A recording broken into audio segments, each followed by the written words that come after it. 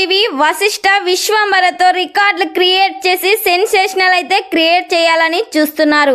ఈ సినిమా కోసం అయితే వశిష్ఠ దాదాపుగా 300 కోట్ల బడ్జెట్ పెడుతున్నారు. చిరంజీవి గారు చెప్పే ప్రతి డైలాగ్ కూడా ఈ సినిమాలో చాలా డైనమిక్గా డిజైన్ చేశారు. విఎఫ్ఎక్స్ కూడా ఊహించని రేంజ్లో డిజైన్ చేయబోతున్నారు. ఎంఎం కీరవాణి సంగీతం అందిస్తున్నారు. ఈ సినిమాలో హీరోయిన్గా త్రిష నటిస్తుంది. ఐటమ్ సాంగ్ కోసం అయితే శ్రీలీలను తీసుకోబోతున్నారు. ఈ సినిమాలో మొత్తం 6 పాటలు ఉండబోతున్నాయి. ప్రతి సాంగ్ కూడా బ్లాక్ బస్టర్ హిట్ అవ్వబోతుంది. మరి ఈ సినిమా కానీ థియేటర్స్లో రిలీజ్ అయి బ్లాక్ బస్టర్ హిట్ కావాలని కోరుకుందాం.